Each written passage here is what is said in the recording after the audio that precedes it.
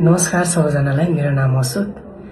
हिजो चाहिँ म झापाबाट काठमाडौँ मेरो नयाँ पार्वती फिल्मको टिजर रिलिज थियो र म चाहिँ आउँदै थिएँ। त्यत्रो समयमा चाहिँ मेरो भिडियो भाइरल भइसकेको थियो। म गलत छैन, म सही छु, यो मलाई थाहा छ। किनभने यो 1 महिना अगाडिको कुरा जुन चाहिँ अनलाइन थ्रुबाट एकअर्कामा चलिरहेको थियो यो, हैन? अनि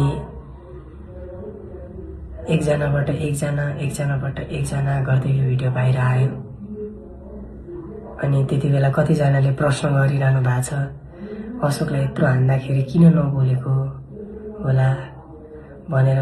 अनि कतिको माइन्डमा अशोकले चोरेकै हो भन्ने पनि आइरह होला। मैले चोरेको पनि छैन।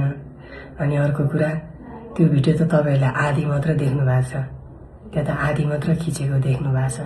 तर फुल कुरा के भएको छ, फुल सिन के भयो त तपाईहरुलाई थाहा छैन।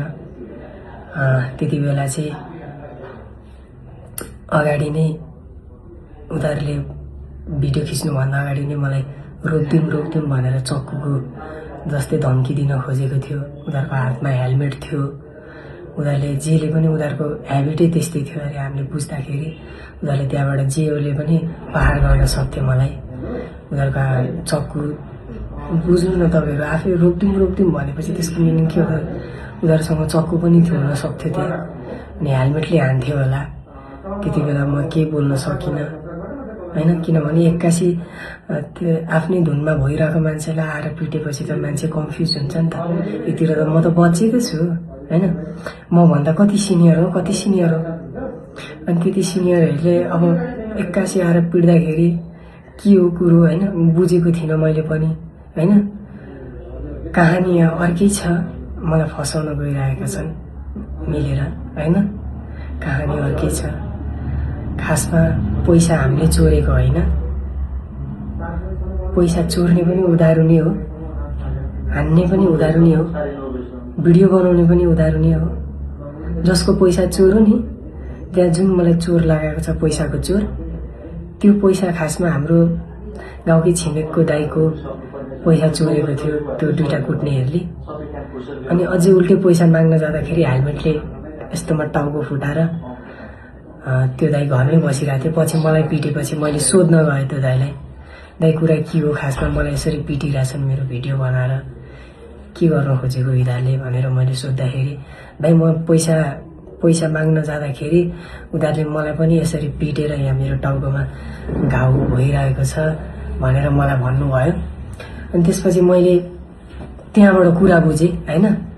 अनि त्यसपछि पछि गएर जुन यतापट्टिको त्यो कुट्नेको नाम चाहिँ सुक्रे, अनि यता जुन आवाजमा ठुलो बोल्नेको नाम चाहिँ अङ्गित।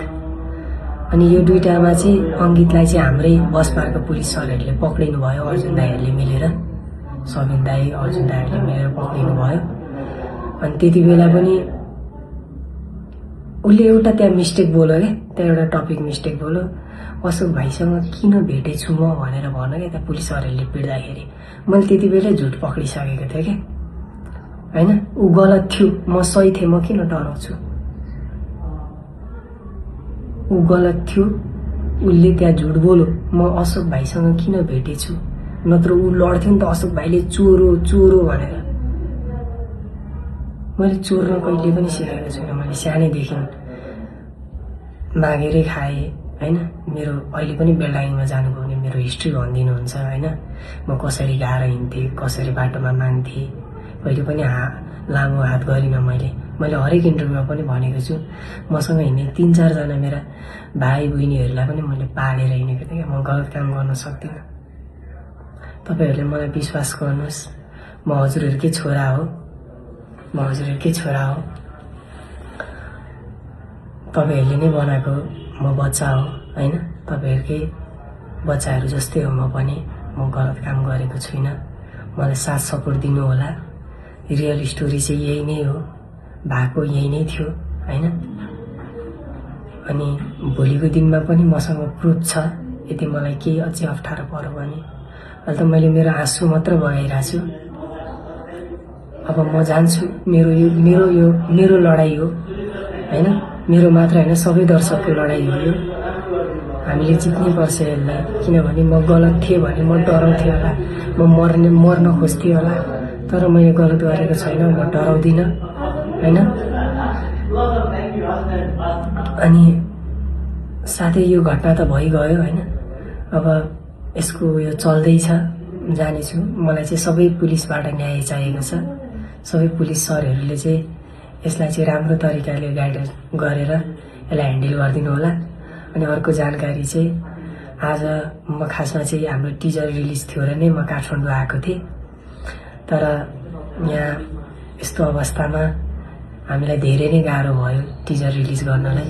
भोलिको दिनमा हामीले टिजर रिलिज गऱ्यौँ भने पनि यस्तो टाइममा भिज अझै बढी आउँछ भनेर टिजर रिलिज गऱ्यो भनेर कतिजनाले कमेन्ट गर्नुहुन्छ, हामीलाई यस्तो लाग्यो। किनभने सबै मान्छे एउटै राइट हुनुहुन्न हाम्रो ठाउँमा, हजुरहरूलाई सबैलाई थाहा छ हैन। तर सकेसम्म चाहिँ सबैजनाले मलाई बुझिदिनु होला हैन।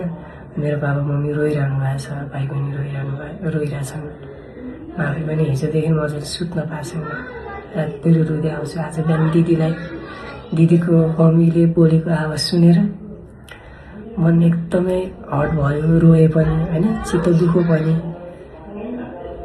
अनि त्यहाँ मलाई किन नबोल्यो भनेर भन्नुभएको छ कतिजनाले हैन। खासियत त्यही हो, उनीहरूको हातमा हेलमेट थियो। अनि किन भनौँ न, हात लाएर मान्छे कोही पनि ठुलो हुँदैन, किनभने एक दिन न एक दिन त्यो कर्मको फल भोगत्नु पर्छ। मलाई पिट्नेहरूले पनि त्यो कर्मको फल भोग्छन् उनीहरूले पनि। म डराउँदिनँ, मेरो साथमा बाबा मम्मी हुनुहुन्छ हैन, हजुरहरू हुनुहुन्छ, मलाई ठुलो आशा छ, पुलिस सरहरू हुनुहुन्छ, पक्कै पनि मलाई न्याय मिल्छ भन्ने म आशा राखेको छु। अनि हाम्रो टिजर भोलि रिलिज थियो पार्वतीको, हामीले त्यो पनि सारेका छौँ केही समयको लागि, किनभने यो सुरुको यो युद्ध, किनभने यो लड्नुपर्छ हामीलाई।